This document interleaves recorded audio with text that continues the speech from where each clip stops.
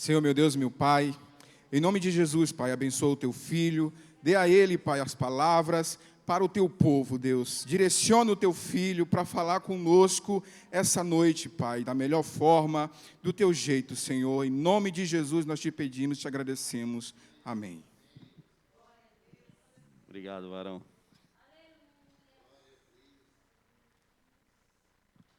Amém. Saúde a igreja com a santa paz do Senhor.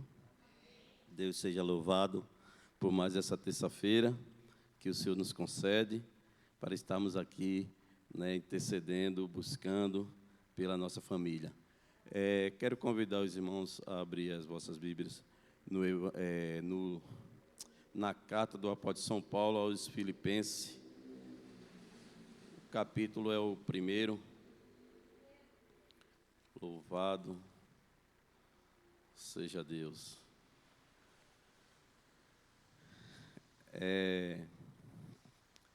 Há situações em nossas vidas, nós passamos por situações em nossas vidas e cada fase de nossas vidas, nós enfrentamos situações, estamos sempre enfrentando luta, enfrentando batalha, mas o importante é que, por mais difícil que seja a situação, nós nunca venhamos esquecer que Deus é Deus em nossa vida e que temos para com Ele um compromisso. Aqui na carta do apóstolo São Paulo aos Filipenses, capítulo 1, versículo 12, diz assim: E quero, irmão, que saibas que as coisas que me aconteceram contribuíram para maior proveito do Evangelho. Louvado seja Deus. A igreja pode sentar.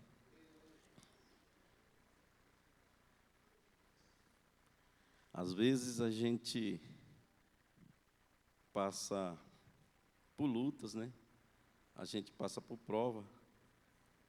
E muitas vezes é por culpa nossa mesmo, por erro nosso mesmo.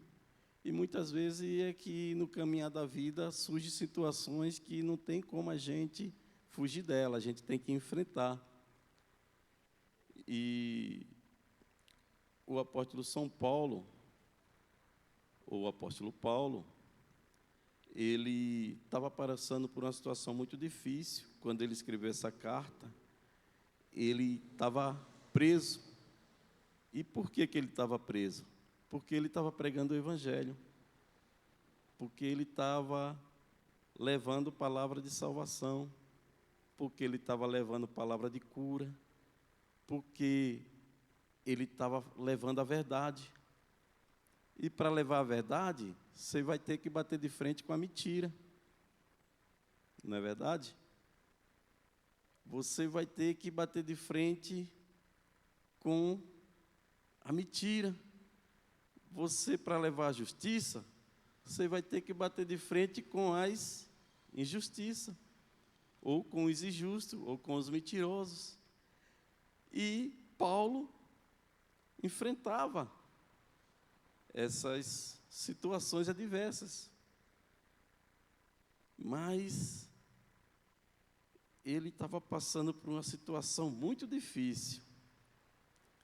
E essa carta ele escreve para os filipenses para agradecer, porque no momento difícil da vida dele, a igreja que estava lá em Filipe, ela lembrou de Paulo. E ela resolveu ajudar Paulo, não só em oração, mas também financeiramente. E Paulo escreve essa carta e pede para o irmão, é um nome aqui meio difícil de falar, deixa eu ver se eu lembro dele aqui, Epafrodito, é o nome do irmão que foi enviado da igreja até Paulo para levar essa bênção. E Paulo escreve, e ele começa a instruir os irmãos. E ele fala: eu quero que saibas que as situações que aconteceram comigo contribuíram para a maior divulgação do Evangelho de Cristo. Olha só que tremendo. É tremendo, né, irmão? O camarada está preso, está passando por uma dificuldade terrível, e ele consegue transformar essa situação proveitosa para pregar o Evangelho. Ele consegue inverter, né? Porque é para todo mundo falar: olha lá, coitado, olha lá o crente lá passando por aquela situação, olha lá, ele vive pregando o Evangelho, ele vive indo para a igreja, ele vive levando cesta, aliás, de sexta-feira à noite levando marmita para os moradores de rua, ele vive louvando na igreja, ele vive, coitado, olha lá o irmão, olha a situação do irmão, né? É de ficar com dó, como pode? Mas, olha lá, está preso, não é o homem de Deus? Né? Deus não é com ele, Deus não usa ele para curar, Deus não usa ele para libertar. Olha lá, está preso. Olha só a situação de Paulo. Mas a fé de Paulo, a comunhão de Paulo com Deus, ele via ali na situação uma oportunidade de pregar o Evangelho. Tremendo isso, né, irmão? E eu meditando nessa palavra, eu falei: meu Deus, e a gente, irmão, qualquer coisinha está murmurando, qualquer coisinha, é só alguma coisa dar errado, é só, vamos dizer, a gente perder um emprego, ou a gente procurar um emprego e demorar para encontrar, sabe? É só, vamos dizer assim, a gente querer alguma coisa e demorar para conseguir, que a gente já começa a murmurar, já começa a reclamar, já começa a querer desistir. Aí eu olho o homem de Deus e ele faz diferente. Ele faz diferente. E ele escreve essa carta para agradecer aos irmãos de Filipenses, aos irmãos que estavam na igreja de Filipe. Ele escreve essa carta agradecendo a eles, né? Essa carta é como se fosse um recibo. Olha, a oferta, ou seja, a bênção que vocês me enviaram chegou a mim, né? Estou muito feliz, muito obrigado, né? E faz essa carta para eles ficar sabendo, né, que Paulo recebeu e ficou muito feliz com aquela oferta dos irmãos. Aí Paulo tem uma hora que ele até fala, né, que no momento de tristeza, né, eles trouxeram um pouco de alegria, um pouco de alívio para o apóstolo São Paulo. E tremendo, porque por mais que o homem seja homem de Deus, irmão, por mais que ele seja fervoroso com Deus, ele também precisa se sentir amado. Ele também precisa de apoio, sabe? Ele precisa de um pouco de apoio, um pouco de amor pela sua igreja, ou seja, pelos aqueles irmãos que estão à sua volta, pelos aqueles que ouviram a palavra, pelos aqueles que congregam com ele. Isso também, irmão, é obra de Deus, né? Porque Deus nos chamou para um apoiar o outro, para um ajudar o outro. E não é porque o homem é um líder, não é porque o homem é um homem de Deus, que ele também não precisa das nossas orações, que ele também não precisa do nosso calor, que ele também não precisa do nosso apoio, né? E aqui a gente vê Paulo se alegrando com os irmãos de Filipe. E tremendo, irmão, que ele aproveita a oportunidade para não só agradecer, mas também para instruir a igreja, para ensinar a igreja através dessa carta.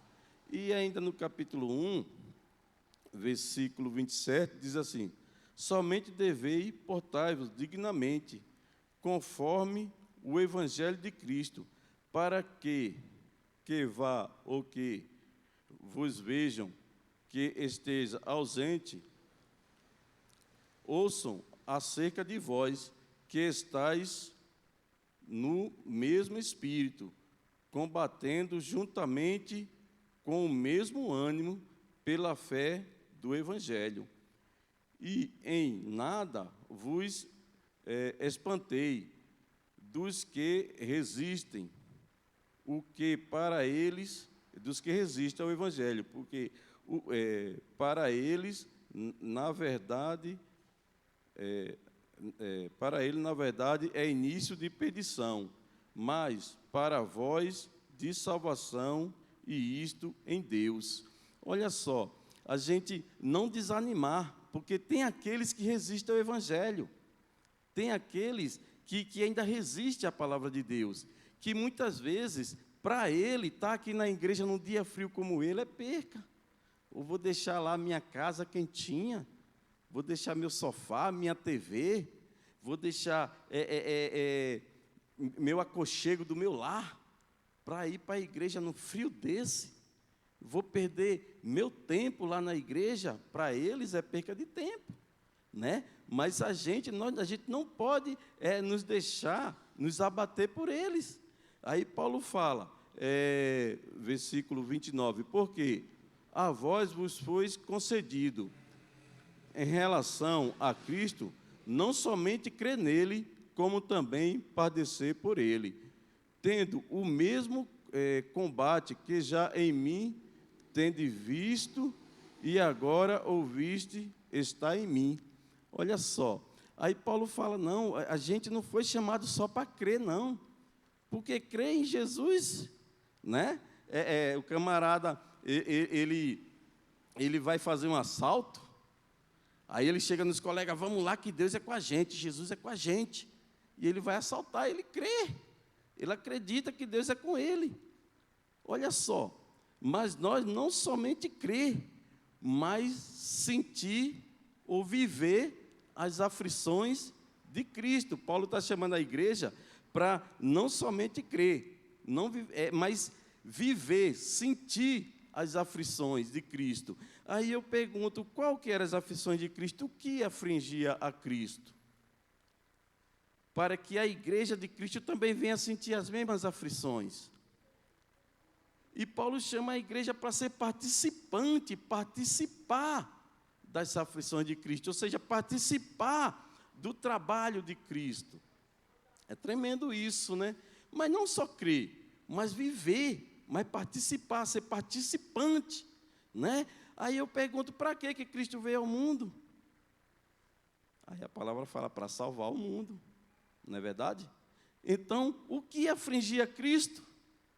A perdição do mundo, aqueles que se perdem, aqueles que vivem no pecado. Então, isso afligia Cristo. A luta de Cristo era contra o pecado, era contra a mentira. E Paulo chama a igreja de os filipenses, a sentir a mesma aflição de Cristo, a viver a mesma aflição de Cristo. Então, a igreja, ela tinha que se incomodar com o mundo, se incomodar com as coisas erradas. A igreja tinha que lutar contra a coisa errada, a igreja tinha que pregar a verdade, e Paulo chama a igreja para isso. É maravilhoso esse ensinamento aqui, que ele começa, portanto, sim há algum conforto em Cristo, sim alguma consolação do amor, sim alguma comunhão no Espírito, sim alguma estranhável afeto e compaixão, completai o meu gozo, para que sintai o mesmo, tendo o mesmo amor e o mesmo ânimo, sentindo uma mesma coisa. Nada façais por contenda ou por vanglória, mas por humildade, cada um considere o outro superior a si mesmo.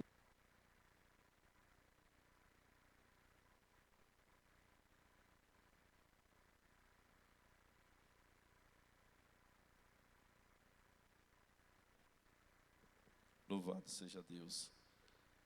Cada um superior ao outro, não atentando não atentando cada um para o que é propriamente seu, mas cada qual também para o que é dos outros. Olha só que tremendo. A irmã Rosa até falou aqui hoje, né? Quando a gente orar, não orar só pela nossa família, mas orar também pela família dos nossos irmãos. Olha só que tremendo, irmãos. Ter o outro é mais importante do que você. É tremendo isso, né? Olha só, vou ler de novo. Deixa eu ver. Nada façais por contenda ou por vanglória, mas por humildade. Cada um considere o outro superior a si mesmo. Rapaz, nos dias de hoje, irmão, é difícil, hein? O orgulho, hoje em dia, cada um quer ser melhor que o outro. Aí Paulo fala para a igreja, olha, vocês têm que considerar cada um superior a si mesmo. O teu irmão, você considera ele superior a você. Olha só que tremendo. E não atentando cada um para o que é seu próprio, mas atentando também para o que é do irmão. Olha só esse ensinamento para a igreja, né? E eu fico pensando, poxa, já pensou se todo mundo fosse assim? Imagina a igreja, que bênção, né? Ah, mas eu sou pastor, ou no meu caso, eu sou presbítero. Ah, mas eu estou há 23 anos na igreja, mas eu fiz teologia, mas o irmãozinho lá tem 2 meses, 3 meses de crente, já quer me ensinar, já quer ser melhor do que eu. Vocês estão entendendo onde eu quero chegar? Ah, mas eu toco. Coitado, aquele dali começou agora a comer. Ixi, coitado dele. Quer tocar? Mas eu canto, né? E aquele lá sai do tom, né? Eu mesmo, eu vou falar uma coisa para vocês. Eu batendo palma, eu saio do ritmo, irmão. É terrível. Vocês podem ver que eu chego aqui, mas eu não... Vocês chegam aqui, mas eu para cantar eu chamo o pessoal aqui, porque se eu for cantar a igreja já sai todo mundo, eu fico sozinho aqui. E o negócio aqui é tremendo. Mas, irmão, Paulo fala, tem o irmão superior a você mesmo.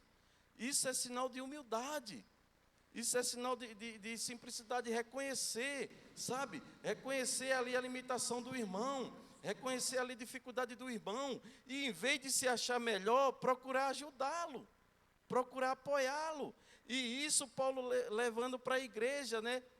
Lá dos Filipenses.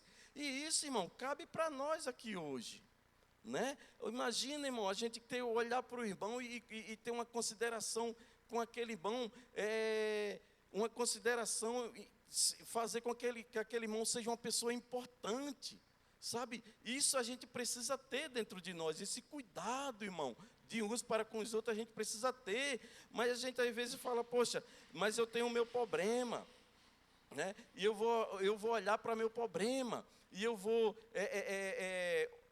orar, e eu vou procurar resolver o meu problema. E muitas vezes, irmão, a gente se preocupa tanto com a gente, e se esquece daquele que está do lado, e se esquece daquela pessoa que a gente pode até ajudar. Muitas vezes a gente pode até ajudar aquele irmão que está lá com aquele problema, mas só que os nossos olhos estão tão focados no nosso, que a gente está tão focado no nosso problema, que a gente acaba se esquecendo que o irmão do lado pode ter um problema que você pode ter com que ajudá-lo. Aí Paulo fala, não olha só para você, ou para o que é seu próprio, mas olha também para o que é do irmão. Olha só que ensinamento tremendo. Já pensou a gente aplicar isso aqui na igreja? Que bênção vai ser? Que maravilha vai ser essa igreja? Agora, irmão, eu não quero ficar só aqui dentro da igreja, não. Agora, imagina se a gente aplicar isso dentro de casa. Eita, quantos problemas dentro de casa não vai ser resolvido, hein? Imagina quantos problemas dentro de casa não... Imagina o marido olhar para a esposa e colocar a esposa superior a ele. Olha só que tremendo, quantos problemas não vai evitar, como essa mulher não vai se sentir feliz, como não vai mudar as coisas dentro desta casa. Agora imagina também o marido tendo esse cuidado com a esposa e o mesmo cuidado da esposa tendo com o marido. Que bênção não vai ser esse relacionamento, que bênção não vai ser esse casal, que bênção não vai ser essa família, que bênção não vai ser este lar, se tiver esse entendimento. Sabe, se tiver esse cuidado de um para com o outro. Isso vai ser maravilhoso, irmão. Isso é um ensinamento tremendo. E o apóstolo São Paulo, eu acho tremendo, porque como é que o cara consegue pensar nisso preso, né? Como é que o camarada preso numa luta terrível, sabe, oh meu Deus do céu, o camarada está preso, e preso por quê? Porque estava pregando o evangelho, preso por quê? Porque estava curando, porque estava libertando, o camarada está preso, e ainda preso pensa nisso. Olha só a preocupação do homem qual que é. Agora sabe o que é isso? É um homem dirigido pelo Espírito Santo de Deus, aleluia, porque a alegria dele, irmão, aleluia, não é o lugar onde ele está, mas sim a presença que ele está sentindo. Não interessa o lugar, mas a presença de Deus, a presença do Espírito Santo é forte dentro dele. Então não interessa o lugar que ele está, a alegria dele está em pregar o Evangelho. A alegria dele está em salvar almas, em salvar vidas. Sabe, a alegria dele está na verdade. Aí eu me lembro, aí eu vou lá para trás, lá em Moisés, e Moisés fala: Senhor, se o Senhor não for comigo, eu não vou. Se a tua presença não for conosco, eu não vou, Senhor. Porque só a tua presença me faz descansar. Aí esses dias eu estava orando a Deus e eu lembrei de Moisés, né? Aí eu falei: meu Deus, né? Olha a carga de Moisés, porque assim, a gente muitas vezes olha a carga da gente, né? Aí a gente começa: poxa, meu Deus, eu estou passando por isso, eu estou passando por aquilo, tal. Mas daí eu orando, eu lembrei de Moisés. Aí eu falei: meu Deus, olha a carga de Moisés. Aí quando eu comparo a carga de Moisés, eu olho para mim, eu falo: que eu estou reclamando do quê, meu Deus do céu? Me perdoa, pai. Me perdoa, eu sou bobo mesmo. Eu estou reclamando do quê? Do que eu estou reclamando? Porque quando eu olho para a minha carga hoje, o que é minha carga hoje que eu carrego, irmão? Se eu for comparar com a carga desses irmãos do passado, não é verdade? Então eu mesmo na minha oração eu já começo a pedir perdão. Eu falo: oh, meu Deus, me perdoa, eu sou muito besta, eu sou muito bobo, eu sou carne, né? Eu ainda tenho muito que aprender nessa terra, meu Pai. Louvado seja Deus. E Paulo, irmão, preso, ele está pensando: a hora já foi, ó. Eita, meu Deus, a hora já foi. E eu queria, como é que eu faço aqui agora? Tinha bastante coisa, mas a gente vai ter que acabar. Louvado seja Deus por isso. Mas amém, amém. Deixa eu terminar a leitura aqui, né? E a gente encerra, né? Não atentando cada um para o que é propriamente seu, mas cada qual também para o que é dos outros, de sorte que haja em vós o mesmo sentimento que houve também em Cristo Jesus, que sendo em forma de Deus, não teve por usurpação ser igual a Deus, mas aniquilou-se a si mesmo, tornando em forma de servo, fazendo-se semelhante aos homens, e achando na forma de homem, humilhou-se a si mesmo, sendo obediente até a morte e morte de cruz. Foi falado aqui essa noite, né, irmão? Aí olha só, Paulo dando o exemplo de Cristo, porque Cristo, aleluia, sendo Deus, ou seja, ele se fez servo, e mesmo em forma de homem, olha só, de Deus para homem, já desceu bastante, já rebaixou bastante, já se humilhou bastante, né? Mas ele mesmo como homem, servo, olha só, ele de Deus, né? Ele se humilhou, se fez homem, por amor, Olha que amor tremendo. Por amor. Se fez homem. E ele, como homem, ainda se fez servo. Olha só. E ele, como homem, como servo, padeceu morte e morte de cruz. Porque, irmão, a morte de cruz, ou seja, morrer na cruz era a humilhação maior que existia. Não tinha humilhação maior do que essa. Mas ele, Deus, se fez homem, se fez servo e morreu na cruz por amor de nós. Sendo nós ainda pecadores. Olha só que tremendo. E por que hoje, irmão, é tanto orgulho dentro de nós? Por que hoje há tanta altivez? Por que hoje nós sendo cristão, nós queremos ser um melhor que o outro? Por que isso, irmão? Está errado. Isso não vem de Deus, não. A gente tem que lutar contra isso. A gente tem que lutar contra isso. A gente tem que aprender a ser cristão de verdade. Irmão, o Brasil hoje, ele envergonha o nome de Cristo. Sabe, os cristãos que estão no Brasil hoje têm trazido vergonha ao nome de Cristo. Porque olha as prioridades da igreja hoje. Olha a prioridade, cada um olha para si mesmo. Cada um busca bem próprio. Cada um só quer ver o próprio bem.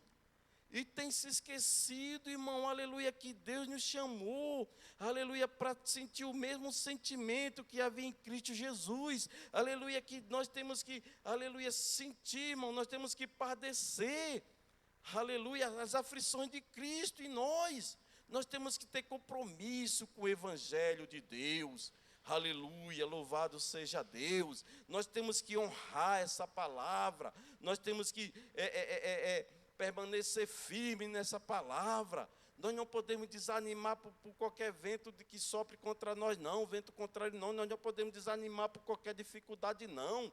Que negócio é esse de viver chorando, de viver desanimando, de viver qualquer coisa querendo desistir, sabe? Qualquer coisa que não sofre dano nenhum, já quer pôr para fora, sabe? Já quer resolver com a força do próprio braço, da maneira que entende, que acha melhor. Jesus não chamou a gente para isso, não.